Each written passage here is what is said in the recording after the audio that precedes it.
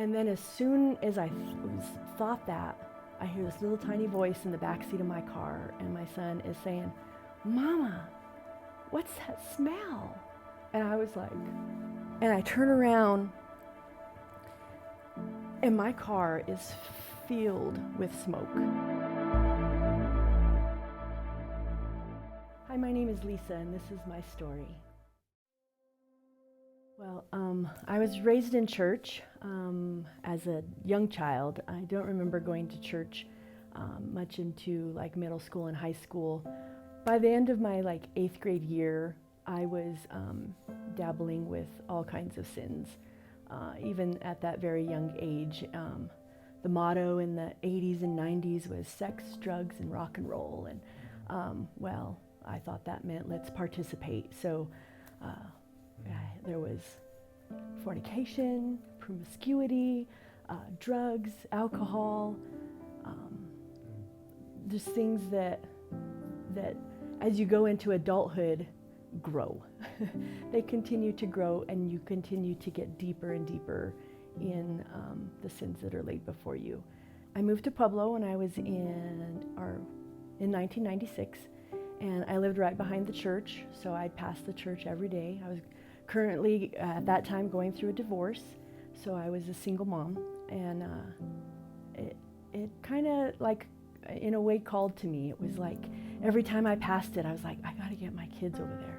I got to get my kids over there so that they could have that foundation that my parents laid out for me of who God is and who, what Jesus did for us, because I was in no position at that time to teach my kids anything about the Lord.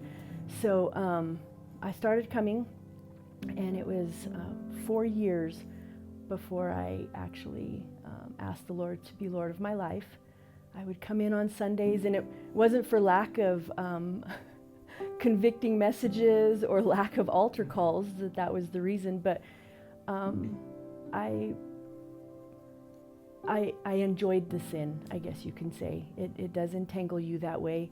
And I'd have my heart beating out my chest during the altar call. It was just there.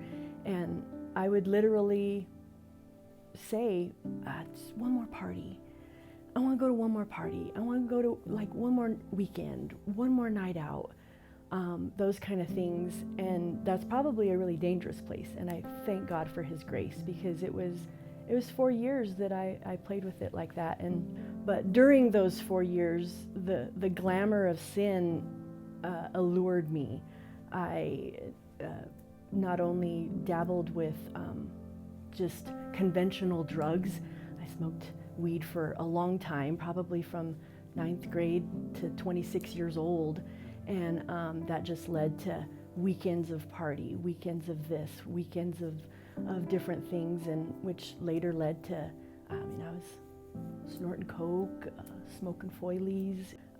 Once I started a little heavier with heavier drugs and snorting lines and doing coke and stuff, it was like, Friday night came, and 5 o'clock to 5 o'clock, it was nothing but party. And you sleep all day, you wake up, and you can't wait for your next line, and it's like,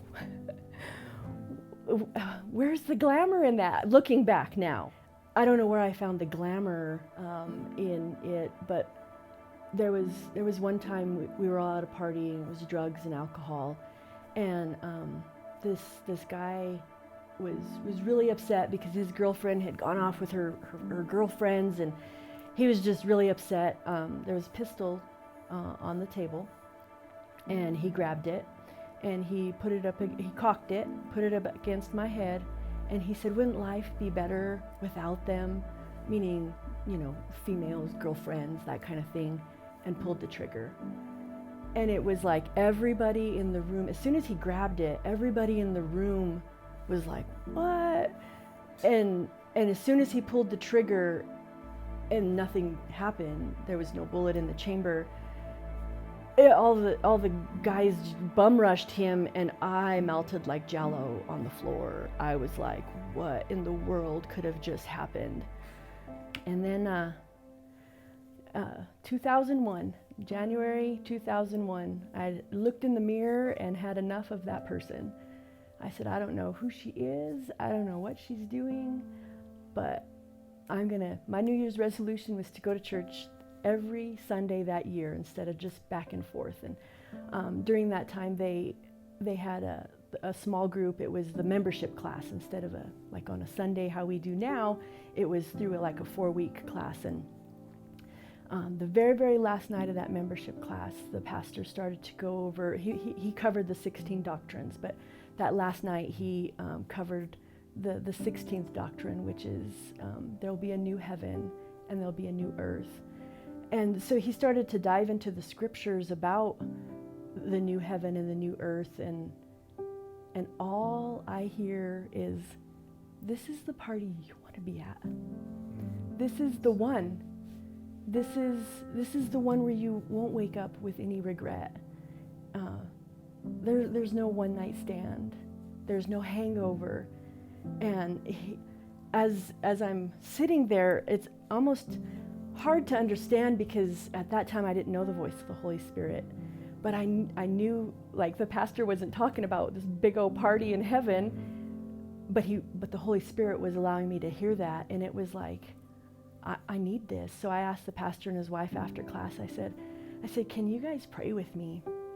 And he said, have you ever asked Jesus into your life, into your heart? And I said, every Sunday that I was here in the past, my heart would beat out my chest, and I would say it in my head. I would repeat the words that you were saying in my head, but I've never said it with my heart. And so it was January 31st, 2001, that I asked Jesus into my heart. And from there, it was amazing. I think one of the things that I have to think of daily in life and in remembering what Jesus did for me is the call to deny myself, pick up my cross, and to follow him. The cross that I carry on a daily basis, denying myself, is nothing compared to the cross that he carried for me.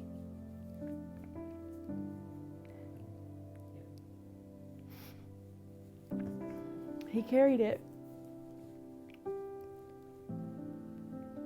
And I'm so grateful that he did. Yeah. Because the life right now that I have is amazing. And he's been there from the beginning. He'll be there till the end. He'll get me through laughter. He'll get me through hard times. And I want to continue to grow. I want to continue to find those places where I'm needed. I want to continue to let him pour into me so that I can pour out